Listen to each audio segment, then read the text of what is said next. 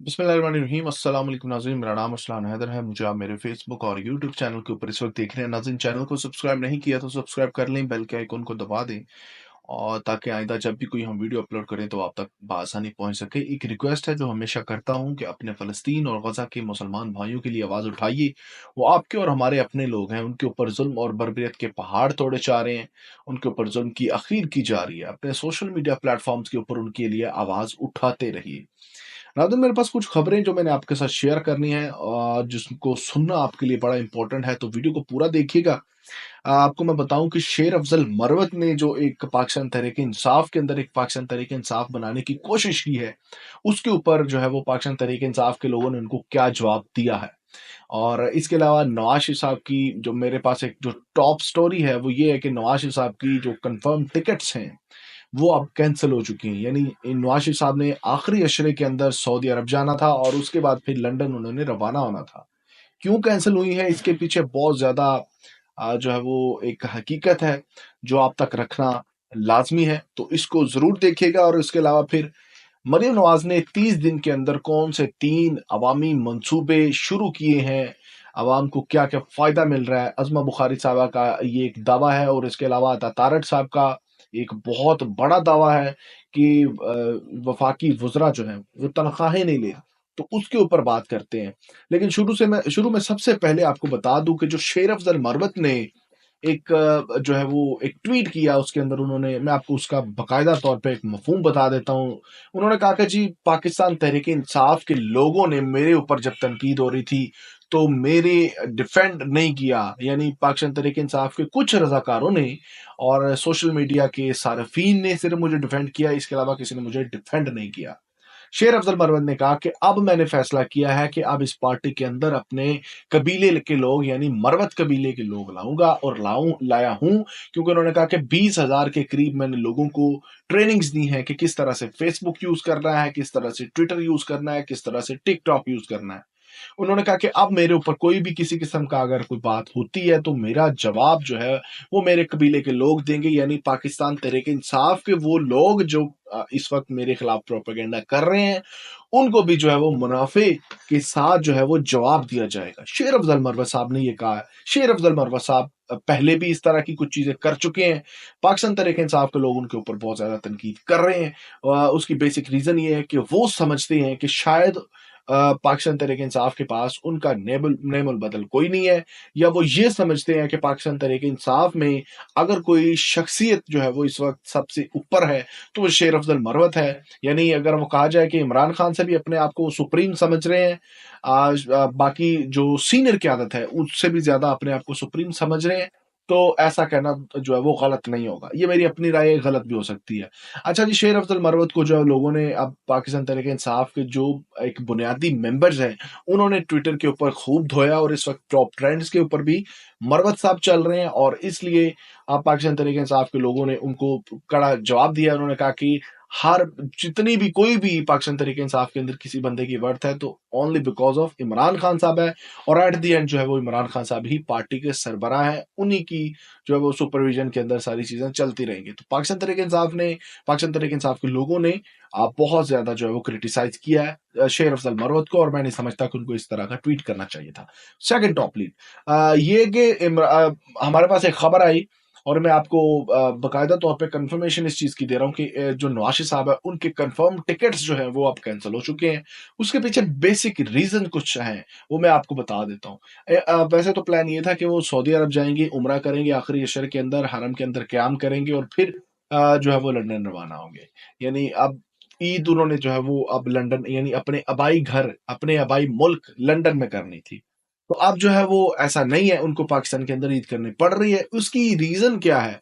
उसकी basic reason ये है कि पाकिस्तान मुस्लिम लीग नून के अंदर जो एक वर्कर्स की एक ख़ास तौर पे कोर कमेटीज़ हैं, वर्कर्स के जो ग्रुप्स हैं, वर्कर्स के जो उनकी जो एक कम्युनिटी है, उसके अंदर इस चीज़ को बहुत बड़ा जो है वो तनकीद का सामना किया जा रहा था कि नवाज शरीफ साहब को जब पाकिस्तान में नहीं थे, तो हमें इस चीज़ का नारा दे के चार्ज किया गया कि पाकिस्तान को नवाज दो, यानी नवाज शरीफ आएँगे तो सब चीज़ें ठीक हो जाएँगी। नवाज शरीफ के आने से जो है इलेक्शंस होंगे, नवाज शरीफ के आने से जो है वो हालात ठीक होंगे। लेकिन जब ये सारा कुछ हो गया, नवाज शरीफ साहब मुल्क के अंदर आ गए और जब ये सारा कुछ हो चुका था, इलेक्शंस हो चुके, तो फिर उसके बाद नवाज शरीफ को जो है वो बिल्कुल साइड लाइन कर दिया गया। मरियम नवाज साहबा ने जो है वो कमांड संभाली और शहबाज शरीफ साहब ने।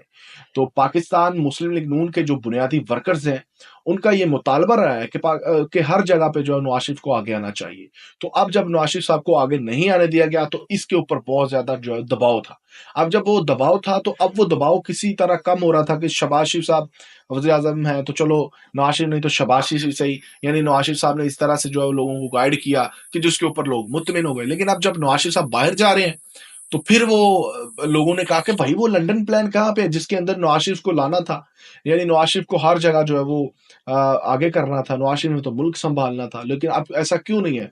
बहुत ज्यादा जो है वो कड़ी तनकीद होती रही है पाकिस्तान मुस्लिम लीग नून की, जो उस उनकी एक कोर कमेटी है, या आप उसको जो है वो बेसिक कम्युनिटी कह लें, जिसके अंदर जो है तमाम तर चीजें रखी जाती हैं और फैसले लिए जाते हैं, यानी पाकिस्तान तरीक वो एक जो है वो एक हिस्सा पाकिस्तान मुस्लिम लीग नून का, जहां पर कुछ वर्कर्स हैं, कुछ ओहदेदार हैं जिनकी जो है वो डायरेक्ट सुनी जाती है। तो वहां पर बहुत ज्यादा तनकीद का सामना करना पड़ रहा था पाकिस्तान मुस्लिम लीग नून को। और इस यही वजह है कि पाकिस्तान मुस्लिम लीग नून ने जो है वो फिर जो नवाज शरीफ साहब है उनकी टिकट्स को जो है वो कैंसिल कराया, और अब वो कुछ अरसा, यानी मेरे जो है वो जराये के मुताबिक कोई 2-3 माह जो है वो भी पाकिस्तान के अंदर ही रहेंगे, और फिर वो अपने आबाई मुल्क चले जाएंगे, यानी लंदन चले जाएंगे। अच्छा जी, उसके बाद पाकिस्तान की जो इस वक्त मौजूदा बहुत अहम शख्सियत पाकिस्तान मुस्लिम लीग नून की, अज़मा बुखारी साहब, उन्होंने कहा कि 30 दिनों के अंदर पाकिस्तान के अंदर, पंजाब के अंदर मरियम नवाज ने 30 अवामी मंसूबे शुरू किए हैं, जो बहुत बड़े जो है वो मंसूबे हैं, मेगा प्रोजेक्ट्स हैं, जिनसे अवाम को फायदा मिल रहा है। मुझे मतलब समझ नहीं आ रही कि वो कहाँ से जो है वो ये कहाँ पे मंसूबे शुरू हुए हैं। मुझे तो एक हेल्थ कार्ड का पता है कि हेल्थ कार्ड इस वक्त जो है वो डिसेबल है पूरे पाकिस्तान के अंदर, पूरे पंजाब के अंदर। और अब जो हेल्थ कार्ड था, जो इमरान खान साहब का हेल्थ कार्ड था, अब वो जो है वो नहीं, उसके ऊपर किसी किस्म की कोई इलाज मुआवजा नहीं हो रहा। राशन के हवाले से मुझे पता है कि राशन के जो वो मैंने आपको पिछली स्टोरी में बताया था कि राशन बैग्स जो हैं वो खुर्द-बुर्द होते हमें नज़र आ रहे हैं, और आज 20 रमज़ान है और अब तक राशन की तरसील जो है वो नहीं हो सकी, और प्रोग्राम का नाम है निगहबान रमज़ान, और आज 20 रमज़ान है। तो आप किस गरीब के मुँह में निवाला दे रहे हैं? मेरी समझ से बाहर है। अच्छा जी, उसके बाद ये बहरहाल कुछ मंसूबे, अगर आपको उनके पता हो कुछ मंसूबों का, तो आप नीचे कमेंट सेक्शन के अंदर ज़रूर बताइएगा। फिर जी वफ़ाकी काबीना ने तनख्वाहें ना लेने का फैसला किया है, और वो ऐलान भी कर चुकी है। ये कहना है अता तारड़ साहब का। अता तारड़ साहब इस वक़्त के जो है वो वज़ीर इत्तलात हैं। उन्होंने कहा कि वफ़ाकी काबीना तनख्वाहें ना लेने का फैसला कर चुकी है, यानी पाकिस्तान के खजाने के ऊपर, पाकिस्तान के अवाम के ऊपर बहुत बड़ा एहसान कर रहे हैं। तो आपको मैं बताऊं कि ये वही वज़रा हैं जिन्होंने तनख्वाहें ना लेने का फैसला किया है, और इनके प्रोटोकॉल्स देख लीजिए, इनके मराद देख लीजिए, आप इनके फार्म हाउसेस पे चले जाएं, आप इनकी रहायशगाह पे चले जाएं, आपको 36-36 गार्ड नजर आएंगे, आपको 36-36 गाड़ियां नजर आएंगी, आपको 36-36 तरह के प्रोटोकॉल नजर आएंगे। मतलब वो कौन दे रहा है प्रोटोकॉल? मतलब आप अपनी जेब से कर रहे हैं, पुलिस वालों को आप अपनी जेब से सैलरी दे रहे हैं, पुलिस वालों को जो है वो आप 36-36 आपके साथ पुलिस वाले गार्ड्स की तरह जो है वो एक सिक्योरिटी गार्ड की तरह जो आपके साथ लगे हुए हैं, और आपको जो है वो 36-36 गाड़ियों का फ्री फ्यूल मिल रहा है।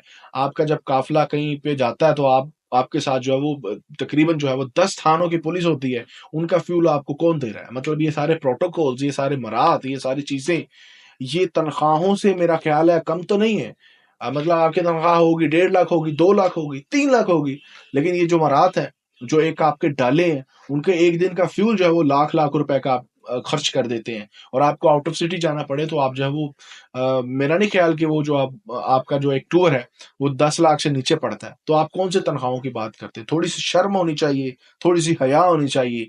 पाकिस्तान के अवाम को इतना आप लोगों ने बेवकूफ बनाया है कि मैं कहता हूं कि उसकी जिसकी अखीर हो चुकी है। और अगली बात सुन लें कि ये तनख्वाहें ना लेने का फैसला कर चुके हैं। दूसरी जानब मरीम नवाज़ साहिबा के लिए जो है वो जर्मन हेलीकॉप्टर मंगवाया जा रहा है, जिसकी लागत जो है, जिसकी कीमत जो है, जिसकी कॉस्ट जो है वो 2 अरब रुपए है। यानी पाकिस्तानी 2 अरब रुपए का जर्मन हेलीकॉप्टर मंगवाया जा रहा है और ये कहते हैं कि जी हम तनख्वाहें नहीं ले रहे। फिर कहूँगा थोड़ी-सी शर्म और थोड़ी-सी हया होनी चाहिए।